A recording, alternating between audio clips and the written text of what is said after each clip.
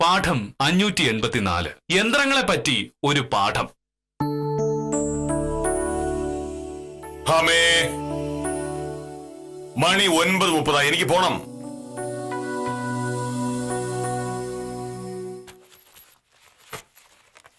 എന്താണ്? മണി 9:30. എനിക്ക് ഇറങ്ങണം. ഉച്ചയ്ക്ക് കഴിക്കാനുള്ളത് വല്ലതും തരാൻ പരിപാടി ഉണ്ടെങ്കിൽ ഇപ്പൊ തരണം എന്ന്. മോഹനേട്ടൻ 9:48 ഇറങ്ങുള്ളൂ. അപ്പത്തേക്കും കിട്ടും കൊണ്ടുപോകാനുള്ളതൊക്കെ. നീ എന്താ രാവിലെ വലിയ ഗൗരവത്തില്? എനിക്കൊരു ഗൗരവവും ഇല്ലേ. അല്ലെങ്കിൽ തന്നെ മോഹനേട്ടനോട് ഗൗരവം കാണിച്ചിട്ട് എന്തിനാണ്? എന്റെ ഒരു ആവശ്യം പറഞ്ഞിട്ടുണ്ടെങ്കിൽ മോഹനേട്ടൻ അത് കുട്ടികളിയാണ്. ഞാനൊന്നും അറിയാത്തവള്, ലോകഗൗരവം ഇല്ലാത്തവള്. മോഹനേട്ടന് മാത്രം എല്ലാം അറിയാവുന്ന മഹാപണ്ഡിതൻ. ഇങ്ങനെയുള്ള മഹാപണ്ഡിതനോട് സംസാരിക്കാനുള്ള സാമർഥ്യം ഒന്നും എനിക്കില്ല. നീ എന്തോ മനസ്സ് വെച്ചാണല്ലോ സംസാരിക്കുന്നത്. എന്താണ് കാര്യമെന്ന് തെളിച്ചു പറഞ്ഞാൽ നന്നായിരിക്കും. മോഹനേട്ടൻ വലിയ പ്രതിഭാശാലിയല്ലേ? അതുപോലെ ഞാനിപ്പോ എന്താ ആലോചിക്കുന്നതെന്ന് മോഹനേട്ടൻ പ്രകൃതിയോട് ചോദിക്കാം. അപ്പൊ അത് പറഞ്ഞു തരും. അപ്പൊ അതാണ് പ്രശ്നം. നിനക്ക് പുതിയ മൊബൈൽ ഫോൺ വാങ്ങണം. അതും 25,000 രൂപ വിലയുള്ള മൊബൈൽ ഫോൺ. അത് പറ്റില്ല എന്ന് ഞാൻ പറഞ്ഞതിനാണ് ഈ സമരം. ഞാനൊരു സമരത്തിനുമില്ല. എന്റെ ഒരു ആവശ്യം ഞാൻ പറഞ്ഞു. മോഹനേട്ടന് അത് അനാവശ്യമായിട്ടാണ് തോന്നിയത്. ശരി, അങ്ങനെ തന്നെ നടക്കട്ടെ. ഇനി എപ്പോഴേലും മോഹനേട്ടന്റെ ഒരു ആവശ്യം എനിക്കും അനാവശ്യമായിട്ട് തോന്നും. അപ്പോഴാണ് പ്രശ്നങ്ങൾ ഉണ്ടാവാൻ പോകുന്നത്. അപ്പൊ അതാണ് പ്രശ്നം.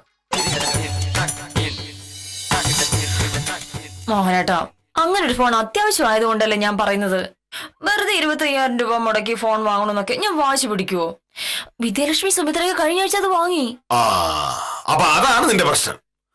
വിദ്യാലക്ഷ്മിയും സുമിത്രയും പുതിയ മൊബൈൽ ഫോൺ വാങ്ങി. ഇനിയിപ്പോ നീ അത് വാങ്ങിയില്ലെങ്കിൽ അവരുടെ മുമ്പ് മോശക്കാരിയാവുമല്ലോ. അതുകൊണ്ടല്ല. ഇപ്പോഴത്തെ കാലത്ത് എന്റേതുപോലൊരു ജോലി ചെയ്യാൻ അതുപോലൊരു ഫോൺ സൗകര്യമാ. പ്ലീസ് മോഹനേട്ടാ. കോടതിയിൽ കേസ് വാദിക്കുന്നത് നേരിട്ടല്ലേ, ഫോണിലൂടെ അല്ലല്ലോ. സംസാരിക്കാൻ മാത്രമല്ലല്ലോ മൊബൈൽ ഫോൺ ഉപയോഗിക്കുന്നത്. ഒരു ദിവസം എന്തുമാത്രം മെയിലാ എനിക്ക് വരുന്നതെന്ന് അറിയാമോ? ഓരോ മെയിൽ വരുമ്പോഴും കമ്പ്യൂട്ടർ ഇങ്ങനെ ഓൺ ആക്കി നോക്കുന്നൊക്കെ എളുപ്പമാണോ മോനേട്ടാ? ഈ ഫോണിനാണെങ്കിൽ അതിനുള്ള സൗകര്യം എല്ലാം ഉണ്ട്. അങ്ങനെ ഒട്ടും ബുദ്ധിമുട്ടാതെ നമുക്ക് ജീവിക്കാൻ പറ്റില്ല ഭാവേ. അങ്ങനെ ജീവിക്കുന്നത് കൊണ്ടാണ് നമ്മുടെ ആളുകൾക്ക് ഒരു വിവരവും ഇല്ലാതെ പോകുന്നത്. ഇന്റർനെറ്റ് ഫോണിലുണ്ടെങ്കിൽ നമുക്കൊരു അത്യാവശ്യം വരുമ്പോ നമുക്ക് അപ്പൊ തന്നെ നോക്കാലോ.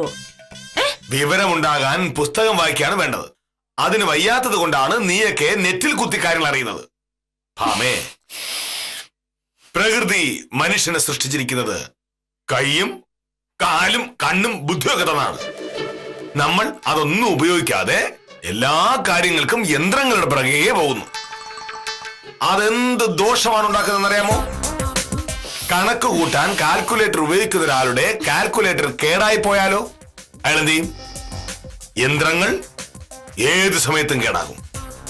യന്ത്രങ്ങൾക്ക് തെറ്റുപറ്റുകയും ചെയ്യാം. അതുകൊണ്ട് നമ്മൾ യന്ത്രങ്ങളെ അധികം ആശ്രയിക്കാതിരിക്കുന്നതാണ് നല്ലത്.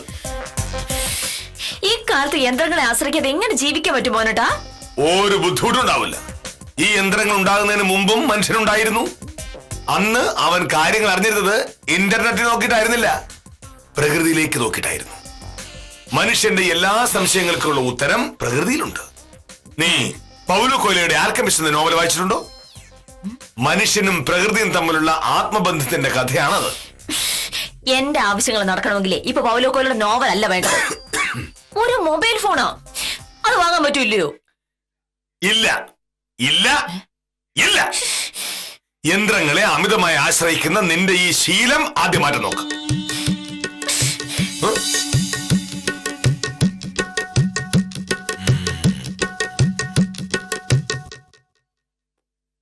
എന്നെ മൈൻഡ് ചെയ്യാതിരുന്ന കാര്യം സാധിക്കാനാണ് അവളുടെ ഉദ്ദേശം. നടന്നേന്ന്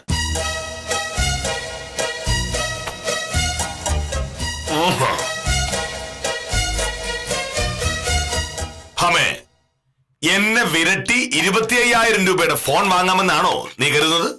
അത് വെറുതെയാണ്. നീ ഇനി എങ്ങനെയൊക്കെ പെരുമാറിയാലും അത്രയൊക്കെ വിലയുള്ളൊരു ഫോൺ വാങ്ങാൻ ഞാൻ സമ്മതിക്കില്ല. മോഹനേട്ടനോട് കാര്യം പറയുമ്പോ തന്നെ എനിക്ക് അറിയാമായിരുന്നല്ലോ മോഹനേട്ടൻ അത് സമ്മതിക്കാനേ പോണില്ലാന്ന്. കയ്യിലിരിക്കുന്ന കാശ് ബാങ്കിലിടാൻ മാത്രമാണെന്ന് കരുതുന്ന മോഹനേട്ടനോട് ഫോണിന്റെ കാര്യം പറഞ്ഞ് എന്നെയാണ് തല്ലേണ്ടത്. തല്ലേണ്ടത് തന്നെയാണ്. അത് എന്നോട് ഫോണിന്റെ കാര്യം പറഞ്ഞതല്ല, 25,000 രൂപയുടെ ഫോൺ വാങ്ങണമെന്ന് ആഗ്രഹിച്ചത്. ആമേ, ഈ ഫോൺ എന്ന് പറയുന്ന സാധനത്തിന്റെ ഉപയോഗം എന്താണ്? ആരെങ്കിലും വിളിച്ച് എന്തെങ്കിലും പറയുന്നതിന് കേൾക്കുന്നതിനും. അതിന് 25,000 രൂപയുടെ ഫോൺ എന്തിനാ? ഞാൻ ഇന്നലെ മോഹനനോട് പറഞ്ഞതല്ലേ ആ ഫോൺ കൊണ്ട് വേറെ ഒരുപാട് സൗകര്യങ്ങളുണ്ടെന്ന്. ഈ കാലത്ത് ഇന്റർനെറ്റ് മൊബൈൽ ഫോൺ ഒന്നുമില്ലാത്ത ഒരേ ഒരു മനുഷ്യജീവി മോഹനേട്ട മാത്രമാണ്. ആ മോഹനേട്ടൻ എന്നൊന്നും പറഞ്ഞിട്ട് യാതൊരു കാര്യം ഉണ്ടാകാൻ പോകുന്നു. നീയൊക്കെ ഓരോ പുതിയ പുതിയ കാര്യങ്ങൾ കണ്ടുപിടിച്ച് ജീവിത സൗകര്യങ്ങൾ കൂട്ടിക്കൂട്ടി ഇങ്ങനെ പോവുകയാണ്. നമ്മൾ മനുഷ്യർക്ക് ജീവിക്കാനുള്ള ആരോഗ്യവും ബുദ്ധിയും ഉണ്ടെങ്കിൽ പിന്നെ ഒരു യന്ത്രത്തിന്റെ സഹായം ആവശ്യമില്ല. ഞാൻ ഒരു യന്ത്രത്തിന്റെ സഹായമില്ലാതെ ജീവിക്കുന്ന ഒരു വ്യക്തിയാണ്. നിന്നെ പോലുള്ളവർ ഇത്തരം യന്ത്രങ്ങളെയും സാങ്കേതിക വിദ്യകളെയും ആശ്രയിച്ച് ഒടുവിൽ സ്വന്തമായി ഒന്നും ചെയ്യാനുള്ള കഴിവില്ലാത്തവരായി മാറും. യന്ത്രം കേടാവുകയോ യന്ത്രത്തിന് തെറ്റുപറ്റുകയോ ചെയ്താൽ നീയൊക്കെ വിവരം അറിയും. ഇത് ഇന്നലെ മോഹനേട്ടൻ എന്നോട് പറഞ്ഞതാണ്. പക്ഷെ എത്ര പറഞ്ഞാലും മോഹനേട്ടനെ പറയുന്നതിലെ ഒരു യുക്തിയില്ല. ഉണ്ടല്ലോ. ഉദാഹരണത്തിന് നമ്മൾ ഒരു വലിയ കണക്കൂട്ടും. നീ കാൽക്കുലേറ്റർ ഉപയോഗിച്ചു, ഞാൻ എന്റെ ബുദ്ധി ഉപയോഗിച്ചു. കാൽക്കുലേറ്ററിന് ഒരു ചെറിയ തകരാറുണ്ടായാൽ നിന്റെ കണക്കൂട്ടൽ തെറ്റും. ചിലപ്പോ നഷ്ടപ്പെടുന്നത് 1000 രൂപയായിരിക്കും. നിനക്ക് കേസിന്റെ ആവശ്യത്തിന് IPSലെ ഒരു വകുപ്പിനെ കുറിച്ച് അറിയണം. നീ ഇന്റർനെറ്റ് നോക്കാൻ ചെല്ലുമ്പോ കമ്പ്യൂട്ടർ കേളായിരിക്കുന്നു. എന്ത് ചെയ്യും? അതേസമയം പുസ്തകം കയ്യിലുണ്ടെങ്കിൽ തുറന്നു നോക്കിയാൽ മതി. അതിന് കറണ്ട് വേണ്ട, തുറക്കാൻ പാടില്ല. എന്റെ കീഴ്ജീവനക്കാർ ഒരു തെറ്റ് വരുത്തിയാൽ എനിക്ക് അവരെ ശാസിക്കാം, തിരുത്താം. യന്ത്രമാണ് തെറ്റ് വരുത്തിയെങ്കിലോ എന്ന് കമ്പ്യൂട്ടർ വഴക്ക് പറയാൻ പറ്റൂ? മോനെ സാറേ, എന്താ? ഉത്തമൻ വന്നിട്ടുണ്ട്. ഉത്തമൻ സ്കൂട്ടർ എന്ന യന്ത്രത്തിൽ കയറിയായിരിക്കും വന്നിട്ടുണ്ടാവുക. ബാക്കി യന്ത്രവിരോധം ഉത്തമനോട് പറ പ്ലീസ്. സാറേ, നമസ്കാരമുണ്ട് സാർ. ഇന്ന് സാർ നേരത്തെയാണോ? ഞാൻ എല്ലാ ദിവസവും രാവിലെ 9:48 ഇവിടെ ഇറങ്ങുന്നത്. ഇന്നും ആ സമയത്തിന് ഞാൻ ഇവിടെ ഇറങ്ങും. വന്ന കാര്യം പറയൂ. സാറ് ബാർബർ ചന്ദ്ര ഒരു കൈവശാവകാശ സർട്ടിഫിക്കറ്റിന്റെ അപേക്ഷ തന്നിരുന്നു.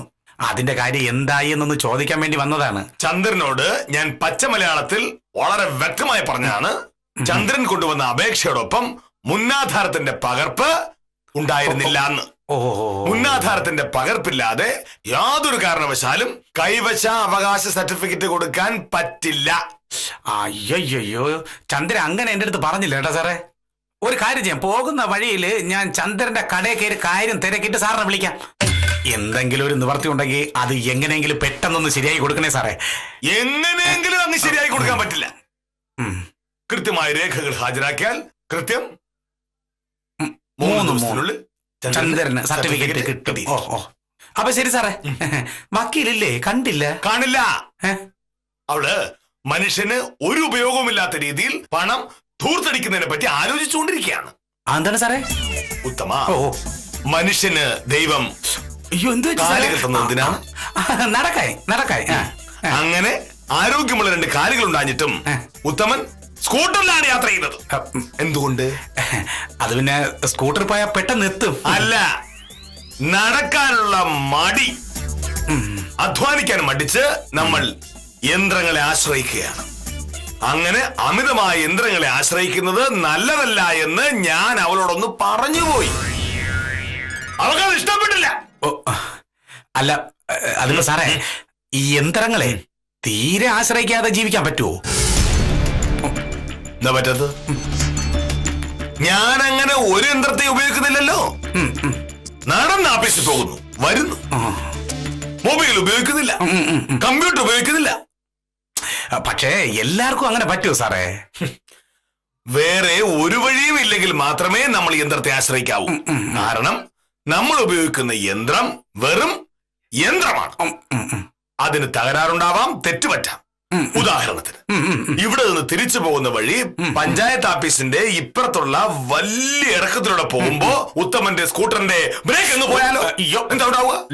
എന്റെ പൊന്നു സാറേ, ഒരുപാട് തിരക്കുള്ള ദിവസമാണ്. രാവിലെ തന്നെ ആ നാവ് കൊണ്ട് എന്തെങ്കിലുമൊക്കെ പറഞ്ഞ് എന്നെ ഒരു വഴിക്കാക്കരുത് പ്ലീസ്. അല്ല, വണ്ടിയുടെ ബ്രേക്ക് പോകാമല്ലോ, അതൊരു വെറും യന്ത്രമാണല്ലോ. അത് തന്നെ സാർ സമ്മതിച്ചു. ഇനി ഈ തർക്കത്തിൽ എന്തായിരുന്നാലും ഞാനില്ല. കാരണം ഞാൻ ഇനി ആ സ്കൂട്ടറിലാണ് തിരിച്ചു പോവേണ്ടത്. അപ്പൊ ശരി സാറേ, ചന്ദ്രനെ കണ്ടിട്ട് ഞാൻ സാറിനെ വിളിക്കാം. ഓ, ഒന്നും പറഞ്ഞോളയല്ലേ. യന്ത്രത്തെ സ്വന്തം അച്ഛനേക്കാളും വിശ്വസിക്കുന്ന മണ്ടന്മാർ.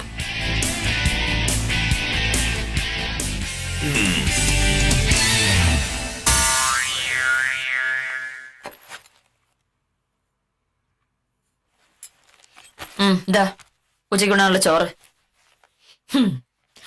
ഒരു മനുഷ്യനെ സംബന്ധിച്ചിടത്തോളം ആകെ ആവശ്യമുള്ളൊരു വസ്തു ഇതാണല്ലോ. കൊണ്ടുപോയി വയർ നിറച്ച് കഴിച്ച് ജോലി ചെയ്ത് നാട് നന്നാക്ക്.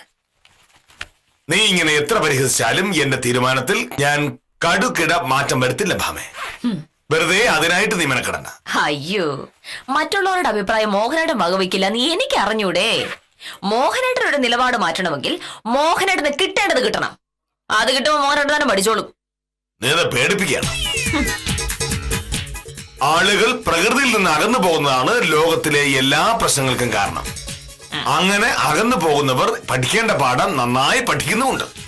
പക്ഷെ നീ പറയുന്നു ഏറ്റവും ലളിതമായി പ്രകൃതി നിയമങ്ങൾക്കനുസരിച്ച് ജീവിക്കുന്ന എനിക്ക് കിട്ടേണ്ടത് കിട്ടുമെന്ന്. എന്തൊരു വിരോധാഭാസം. ഇനി ഒരു തർക്കത്തിനും ഞാനില്ല.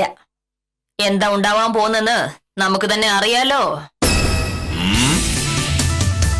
അവളുടെ സംസാരത്തിൽ ഒരു ഭീഷണി ഉണ്ടല്ലോ. ആണോ? തോന്നിയതാവും. ഇറങ്ങി.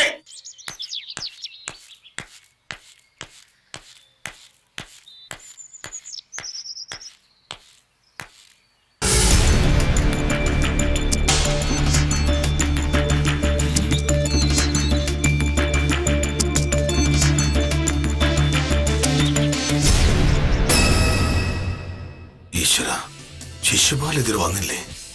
മണി 9. 10. ഇവരാരും വരാത്തതെന്താ?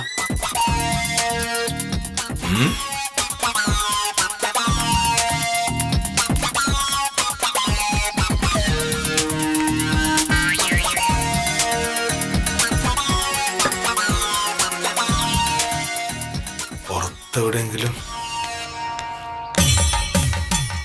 ശിശുപാല,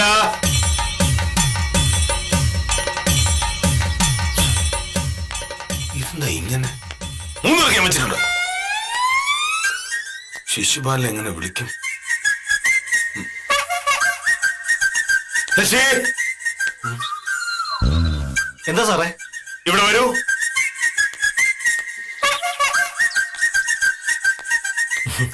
സാറെന്താ നേരത്തെ വന്നോ? എന്തു പറ്റി? ഞാൻ വന്നത് കൃത്യസമയത്ത് തന്നെയാണ്. പക്ഷെ ശിശുപാലനും സ്വയംപ്രഭയും കാഞ്ചനയും വന്നിട്ടേയില്ല. ഉത്തരവാദിത്വ ബോധമില്ലാത്തവർ. ആ ശശിയുടെ ഫോണില് ഉണ്ട് സാർ. എന്താ കമ്പ്യൂട്ടറോ? ആ ശിശുപാലനെ വിളിക്കുക. ഇന്നലെ കൃഷ്ണൻകുട്ടിയുടെ ചായക്കടയിൽ വെച്ച് ഞാൻ ഫോൺ ചെയ്തപ്പോ സാർ എന്താ പറഞ്ഞത്? മൊബൈൽ ഫോൺ ആരോഗ്യത്തിന് കേടാണെന്ന്. സാറിന് ആവശ്യം വന്നപ്പോ മൊബൈൽ നല്ലതാണല്ലേ? സാറേ, വെറുതെ ഓരോന്ന് പറയുമ്പോ ഓർക്കണമായിരുന്നു. ആ, ഇപ്പൊ ഞാൻ വിളിക്കാം. പക്ഷെ മേലെ ഓരോ സിദ്ധാന്തം പറയരുത്. ഞാൻ എനിക്ക് ബോധ്യമുള്ള കാര്യങ്ങളാണ് പറയുന്നത്. എനിക്ക് ശശിയുടെ സഹായം വേണ്ട. ഇതെന്ത് ഭ്രാന്ത്? അതുപോലെ കരടയ്ക്ക് നീ വന്നെങ്കിൽ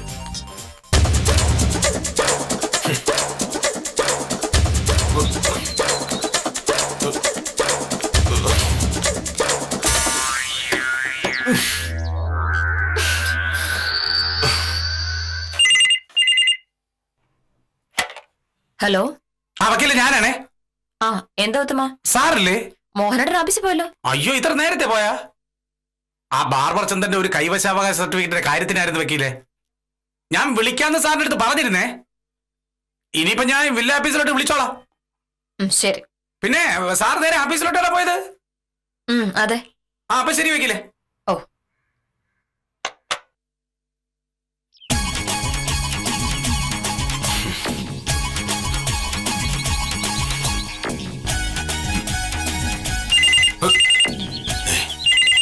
അയ്യോ.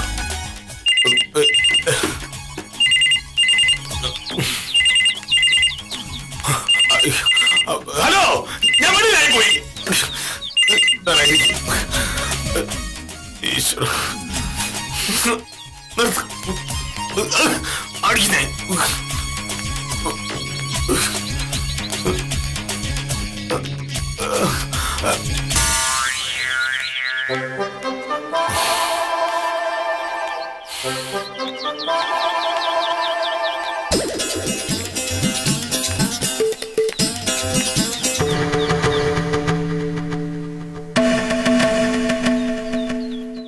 ഇതെന്താ സാറ് വന്നോ? മുഖം കണ്ടിട്ട് എന്തോ പ്രശ്നമുള്ളത് പോലെ തോന്നുന്നുണ്ടല്ലോ പ്രഭേ.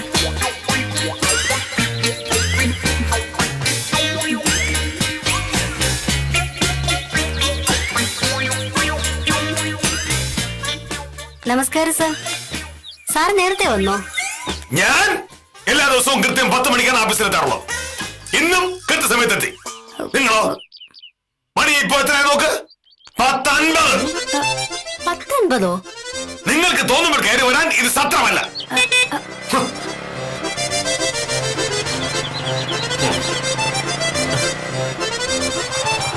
ഇതെന്താ എല്ലാരും നേരത്തെ എത്തിയോ? ഇത് പതിവില്ലാത്താണല്ലോ. ഇറങ്ങ.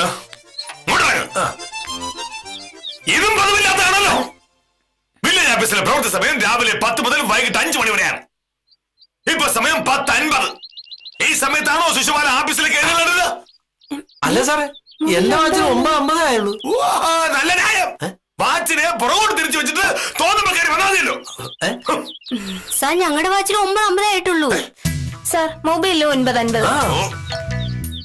ഓഹോ, അപ്പൊ നിങ്ങളെല്ലാം കൂടെ ഒത്തുചേർന്ന കളിയാണ്. ഇതിവിടെ നടക്കില്ല.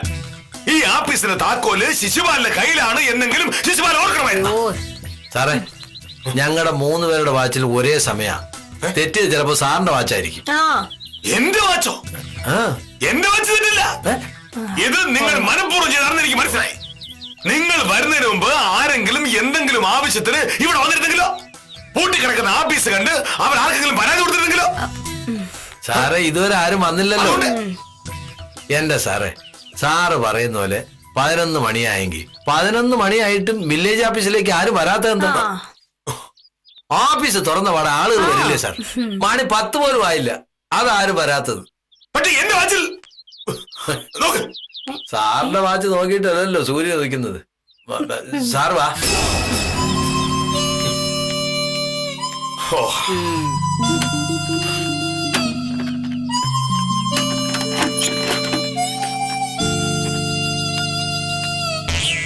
വരൂ സാർ. സാറ് നോക്കണം. 9:55. ഇനി ആ ക്ലോക്ക് തെറ്റാണെന്ന് സാർ പറയൂ. സാറേ, കുഴപ്പം സാറിന്റെ ഈ വാച്ചിനാ, അല്ല ഞങ്ങൾക്ക് ആർക്കും തെറ്റിയതല്ല. അപ്പൊ സാർ വന്നിട്ട് 1 മണിക്കൂറായോ? എന്നാലും ഇത് കുറച്ച് അക്രമായി പോയി. സാറിന്റെ വീട്ടിൽ ഈ ഒരു വാച്ചേ ഉള്ളൂ സമയം നോക്കാൻ.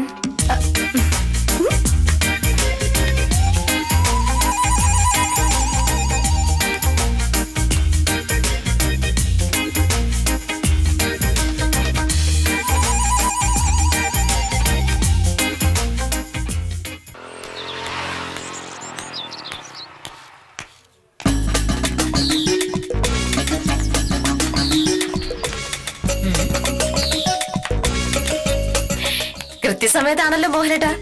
ഇതാണ് മോഹനകൃഷ്ണ സാറിന്റെ കൃത്യനിഷ്ഠ. 5:15 എന്ന് പറഞ്ഞ 5:15. 1 മിനിറ്റ് അങ്ങോട്ടുമില്ല, 1 മിനിറ്റ് ഇങ്ങോട്ടുമില്ല. ആണുങ്ങളായാൽ ഇങ്ങനെ വേണം.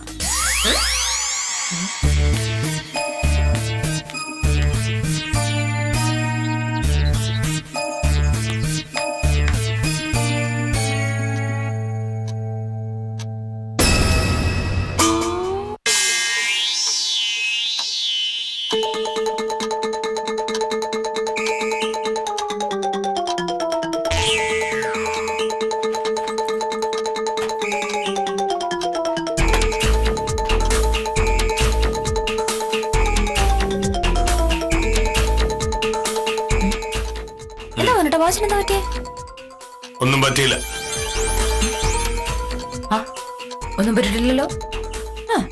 ക്ലോക്കിലും 5:15, വാച്ചിലും 5:15. എന്താ പ്രശ്നം? ഒരു പ്രശ്നമില്ലെന്നല്ലേ പറഞ്ഞത്. നിജാട് അതെ, വില്ലേജ് എന്തൊക്കെയാണ് വിശേഷം? വില്ലേജ് ഓഫീസ് ഒരു സർക്കാർ സ്ഥാപനമാണ്, കല്യാണ മണ്ഡപമല്ല. ശരി, അതങ്ങ് വിട്ടേക്കൂ. രാവിലെ 10 മുതൽ വൈകിട്ട് 5 മണി വരെ ആണല്ലോ വില്ലേജ് ഓഫീസിന്റെ പ്രവൃത്തി സമയം.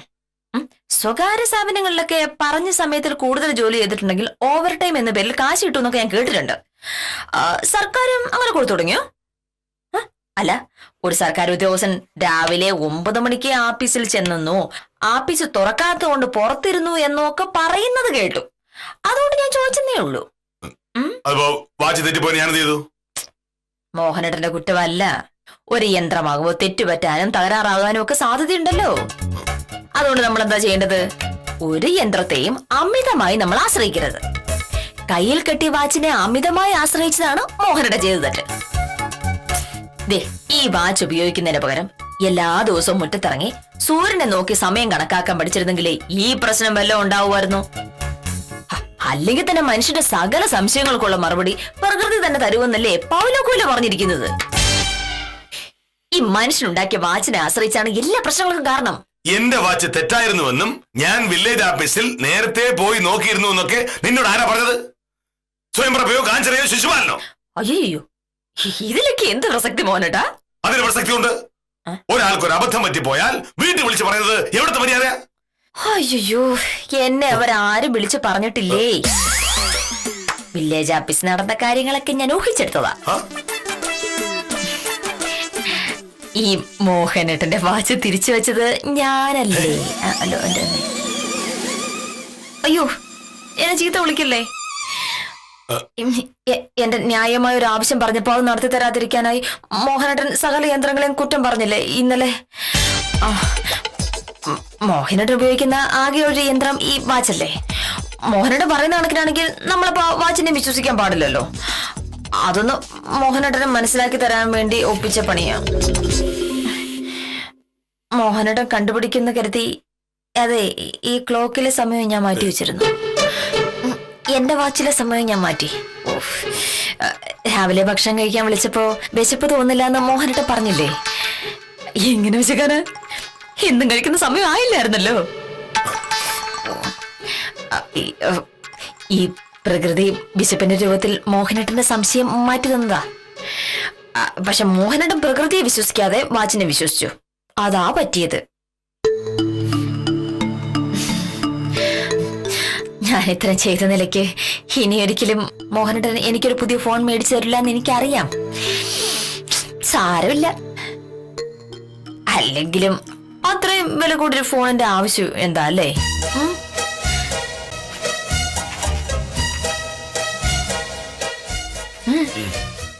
നീ പറഞ്ഞ പണമുണ്ട്. അങ്ങനൊരു ഫോൺ ആവശ്യമുണ്ടോ എന്ന് നീ തന്നെ ആലോചിക്കും. ഒരുപാട് ആലോചിച്ചിട്ടും അത് ആവശ്യമുണ്ട് എന്ന് തോന്നുകയാണെങ്കിൽ വാങ്ങിച്ചോളൂ.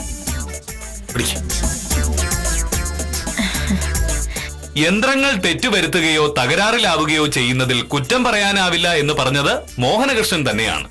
എല്ലാ ആധുനിക യന്ത്രങ്ങളെയും ഒറ്റയടിക്ക് തള്ളിപ്പറഞ്ഞ വില്ലേജ് ഓഫീസർ തന്റെ കയ്യിൽ കിടന്ന യന്ത്രം ചതിക്കുമെന്ന് സ്വപ്നത്തിൽ പോലും കരുതിയിട്ടുണ്ടാവില്ല. സാരമില്ല, ഇത്രയല്ലേ സംഭവിച്ചുള്ളൂ എന്ന് സമാധാനിച്ച് ഇന്നത്തേക്ക് വിടാം.